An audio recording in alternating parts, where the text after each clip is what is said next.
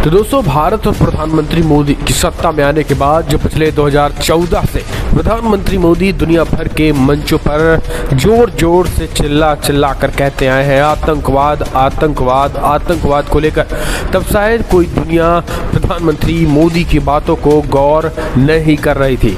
लेकिन अब जब दुनिया भर में आतंकवाद फैल रहा है और आतंकवाद को लेकर डरी दुनिया अब भारत की तरफ निगाहें गड़ाई हुई है। आपको बता दें कि हाल ताज़ा मामला है तालिबानियों को लेकर। अफगानिस्तान में जिस तरीके से तालिबानियों ने सत्ता पर चढ़ाई की है और खास करके बंदूक की दम पर सत्ता पर काबिज हुए हैं, उसके बाद से पूरी दुनिया की निगाहें और आंखें पूरी तरीके से दो चार हो चुकी हैं, और खास करके तालिबान को लेकर। इसी बीच आपको बता दें, भारत लगातार आतंकवाद के मुद्दे को लेकर उठाता रहा है और यह पहले से स्पष्ट नीति यूएन में भी भारत सरकार की तरफ से ये कहा जा चुका है कि किसी भी तरीके से अफगानिस्तान की ज़मीन को कभी भी आतंकवाद के रूप में यूज़ नहीं करना चाहिए। और तालिबानियों को भी अगर आतंकवादी भारत नहीं मानता तो फिर तालिबानियों को भी चाहिए आतंकवाद के लिए अफगानिस्तान की धरती का प्रयोग ना करें।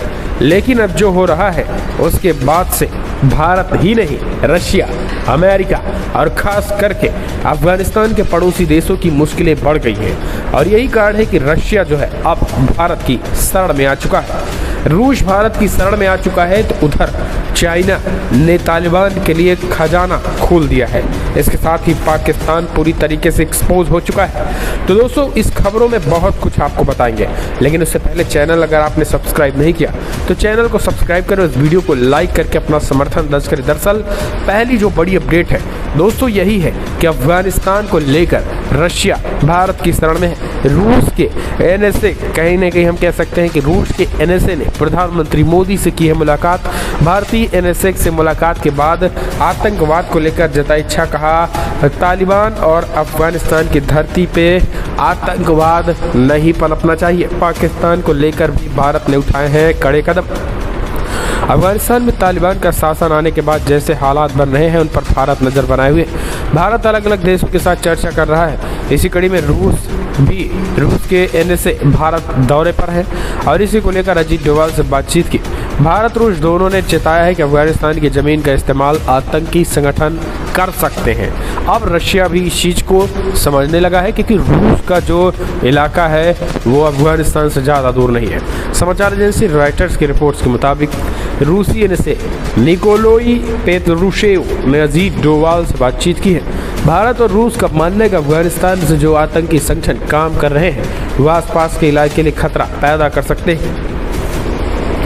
दोनों देश इस बात पर सहमत हुए हैं कि तालिबान ने दुनिया को जो वादे किए हैं उनको पूरा किया जाना चाहिए। मानवाधिकार की बात हो, महिलाओं का हक की बात हो और सबसे अहम, किसी दूसरे देश के आतंकी संगठन उनकी ज़मीन का इस्तेमाल न कर पाए। एक अधिकारी के मुताबिक अफगानिस्तान में अंतर्राष्ट्रीय आतंकी संगठन मौजूद है जो भारत समेत आसपास के इलाके के लिए खतरा है।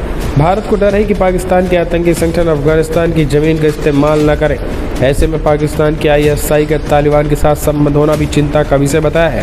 हालांकि रूस ने भी इसको लेकर चिंता जाहिर की है। इसके साथ ही रूस के साथ मिलकर भारत ड्रग्स ट्रैफिकिंग, माइग्रेशन और आतंकवाद के मसले पर मिलकर काम करने की एक तरीके से बड़ी डील हुई है। भारत रूस लंबे वक्त से सामरिक दृष्टि से काफ़ी करीब आ चुके हैं। ऐसे में अब अमेरिका यहाँ से चला गया है तो दोनों देशों का अफगानिस्तान के मसले पर रोल भी काफ़ी अहम हो गया है, क्योंकि अमेरिका और रशिया की बनती नहीं है और रशिया और भारत एक दूसरे से अलग होना चाहते नहीं हैं। तो ऐसे में एक बात तो तय है कि आने वाले समय में चाहे पावर के दम पे या किसी भी दम पे तालिबान को आतंकवाद के मुद्दे पर घेरने की कोशिश भारत और रूस जरूर करेंगे।